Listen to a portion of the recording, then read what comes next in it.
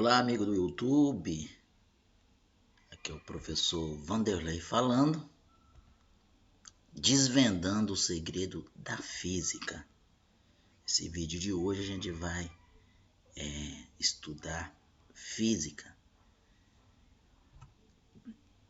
As leis constroem uma base de fundamentação da mecânica clássica. Então hoje nós vamos falar sobre a famosa leis de Newton, né? São as 3 leis de Newton. Esse camarada aí, né? Isaac Newton, um importante estudioso no ramo da física, né? E aí nós vamos estudar sobre as 3 leis que Newton definiu. A primeira lei que Newton definiu é sobre a lei da inércia, ou princípio da inércia. Então, a primeira lei de Newton é a lei da inércia, ou princípio da inércia. Então, vocês memorizam aí.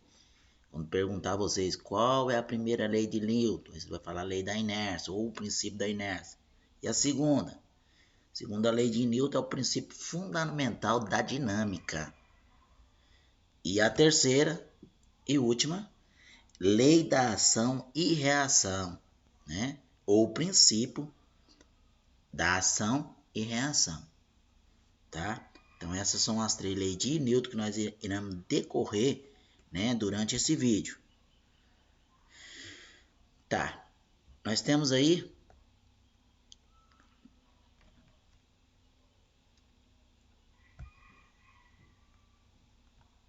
as leis de Newton. Vamos analisar aqui.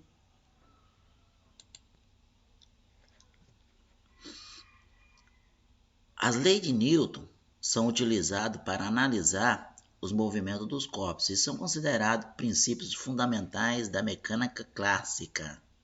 Tá? Esses são os princípios fundamentais da mecânica clássica. Isaac Newton publicou as 3 leis de Newton em o ano 1687. Né?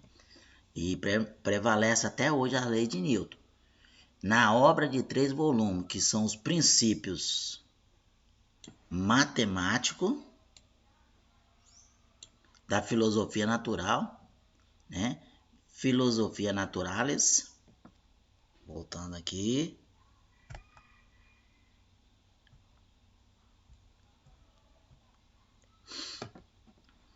É importante ressaltar que Isaac Newton, né? Professor Isaac Newton, ele é de qual ano? Ele é de 1643 a 1727. Foi um importante cientista que contribuiu para o desenvolvimento da física e da matemática também, né? Então, observando aqui a primeira lei de Newton, vamos analisar o seguinte. A primeira lei de Newton, também conhecida como lei da inércia ou princípio da inércia, afirma que a tendência dos corpos, quando não há força exercida sobre eles, é permanecerem em repouso, em movimento retilíneo uniforme, que é o MRU, o famoso MRU que nós já estudamos. Então ele vai permanecer em repouso. O que significa isso? É estar parado? Não. Ele pode permanecer em repouso, estando também em movimento. Que é no caso quando você está dirigindo um automóvel e numa curva você não freia para fazer a curva, né? No início da curva você não freia, não desacelera o carro para fazer a curva. Então o que vai acontecer? Você vai permanecer em repouso, que é em linha reta, né? Vai passar direto. Sendo assim, para um corpo sair do repouso ou do movimento retilíneo uniforme, é preciso que exista uma força atuante sobre ele, né? Então, para passar ele desse repouso, tem que ter uma força atuante sobre ele. Quando a soma vetorial das forças Soma vetorial das forças, for nula, o resultado será o equilíbrio das partículas. Porém, quando existir força resultante, terá variação da velocidade, né? Então, o que acontece? A força resultante é você desacelerar o carro, né? Para diminuir a velocidade, aí vai ter uma variação de velocidade para você fazer a curva. Ao contrário, você vai manter em repouso e o seu movimento retilíneo uniforme vai permanecer, que é linha reta. Outra coisa importante, a massa de um corpo é proporcional à sua inércia.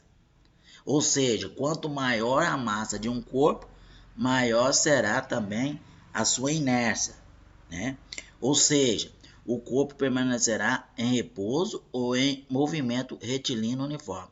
Então, ele permanecerá em repouso ou em movimento retilíneo uniforme. Como que explica isso? Com maior massa, maior é a inércia. Percebemos que um caminhão carregado e grande, a dificuldade dele fazer uma curva em alta velocidade é maior do que um automóvel pequeno, né? Um automóvel pequeno, às vezes você não freou no início da curva, mas você pode às vezes conseguir fazer a curva.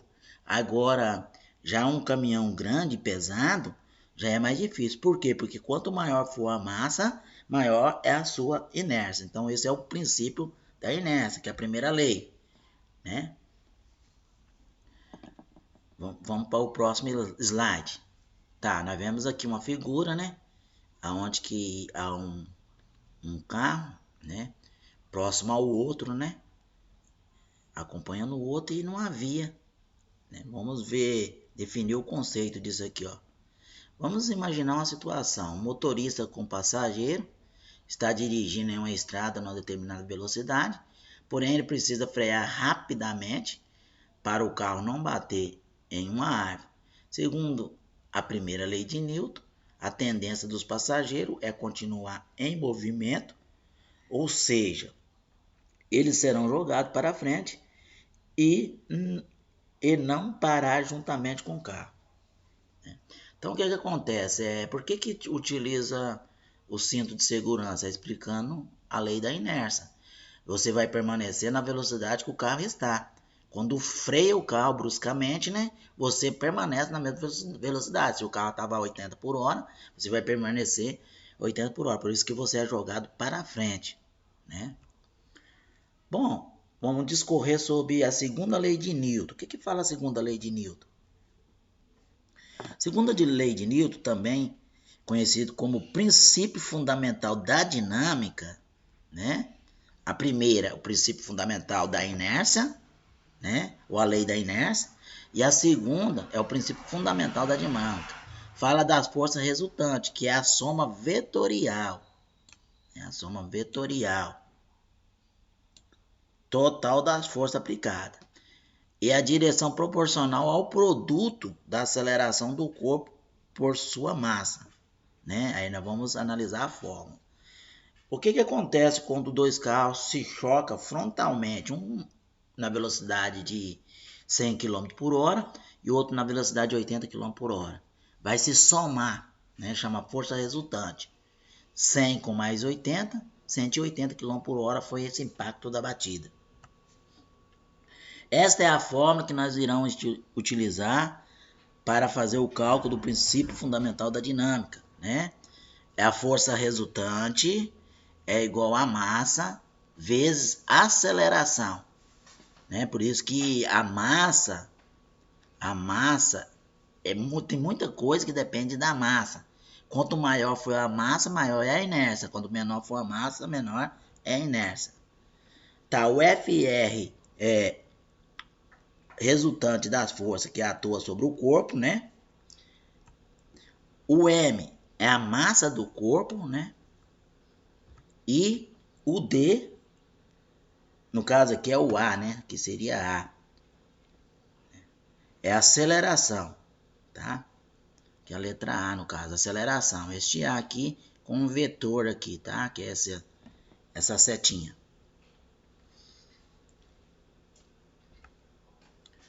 A segunda, segundo o Sistema Internacional de Medida, as unidades de medida são determinadas por força.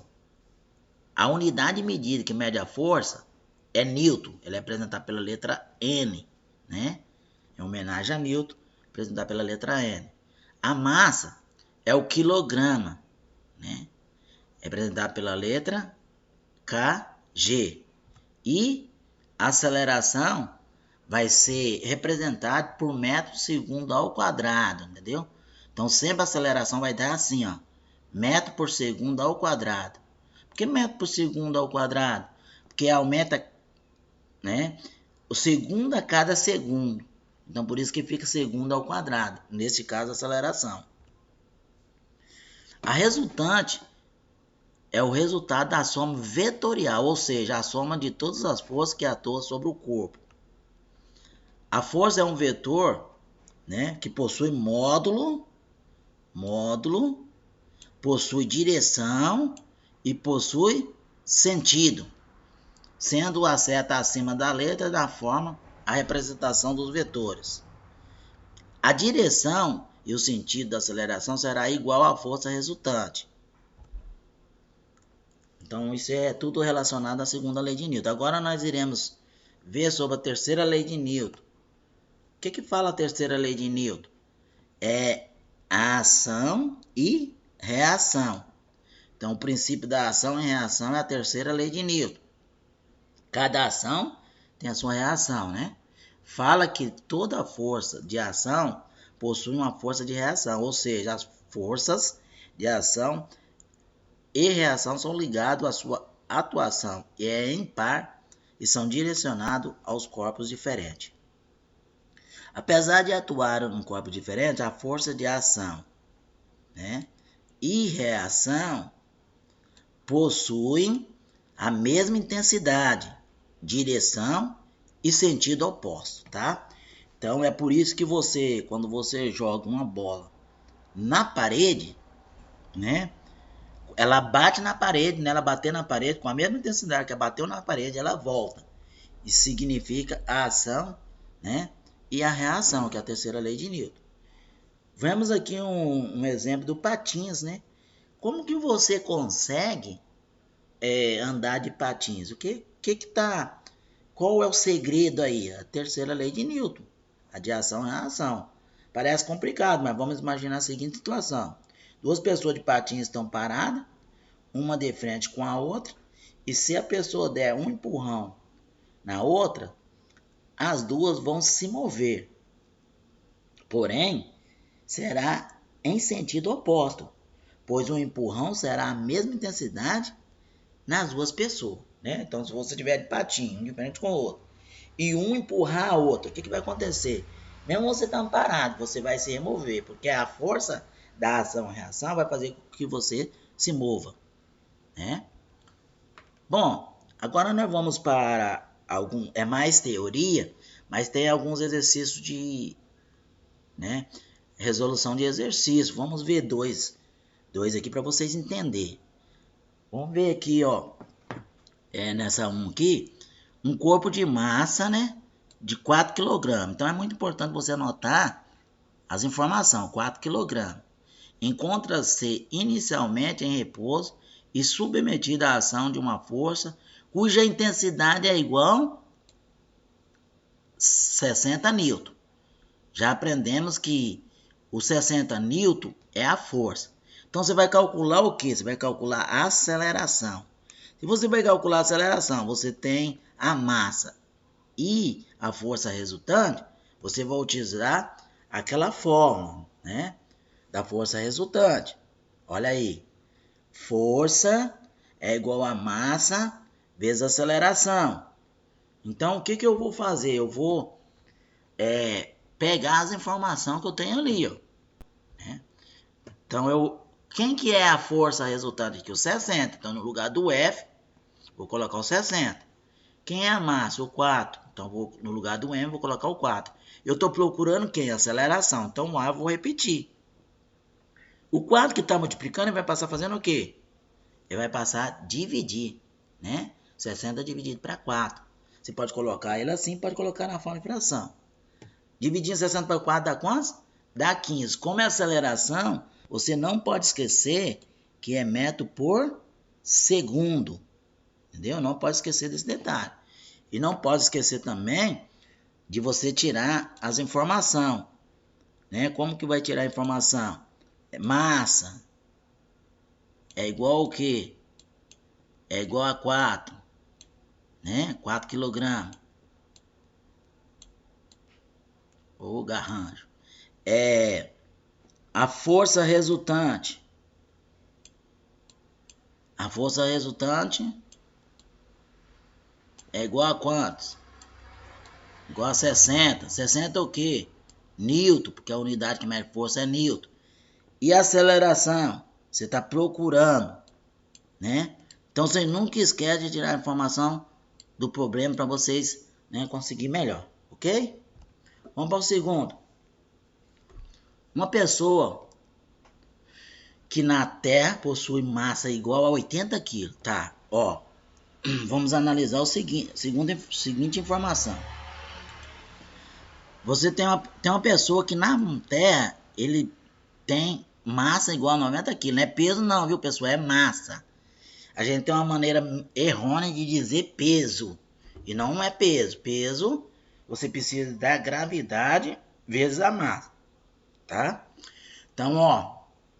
Essa pessoa tem 80 kg de massa. Qual é o peso na superfície da Terra, né? E na superfície da Lua? Mas, professor, mas não é o mesmo? Não. Vai depender da gravidade. Porque, olha aqui. Aceleração gravitacional, a gravidade é a mesma que a aceleração. Na Terra é 9,8. Geralmente no livro eles arredondam para 10, mas aqui vai usar 9,8. E na Lua é 1,6, então quer dizer, é 6 vezes menor, né? Então o que você vai fazer? O peso com a letra P, entendeu? A massa com a letra M e o G de gravidade. A massa é característica do corpo, será a mesma em qualquer lugar. Você vai ficar mais magro na Lua? Não, você vai ficar com a mesma característica do corpo, né? Só que acontece, quando você for calcular o peso, vai ser menor por causa da gravidade, o peso depende da gravidade. Como que eu calculo o peso então? O peso é a massa vezes a gravidade, né? Então, ó, na Terra, o peso é igual à massa, que é 80, vezes a gravidade, que é 9,8. Então, na Terra, deixa eu trocar a cor aqui do marcador aqui para vocês entenderem melhor. Na Terra, a pessoa vai ter o peso de 784 newton, por causa da gravidade, né? Agora, vamos calcular a mesma pessoa na Lua, né? Peso, aí calculando a Lua, é igual a massa vezes a gravidade. Isso não vai mudar, né? Aí você vai pegar 80 vezes 1,6, que é a gravidade da Lua. Olha aqui, já na Lua, a pessoa vai ter 128 newton, né? O peso dela vai ser diferenciado. Tranquilo? Beleza? Então, pessoal, esse é mais um vídeo do professor Vanderlei, né? Quem ainda não se inscreveu no meu canal, gente, por gentileza, se inscreva no meu canal, divulga, vocês vão estar ajudando, tá? Me ajudando aí o canal, melhorar o canal. Já tô com aproximadamente aí, né, 481 pessoas inscritas. Em breve, eu quero completar os 1000 inscritos. Então, inscreva no canal. A busca do conhecimento é a certeza de um futuro com sucesso.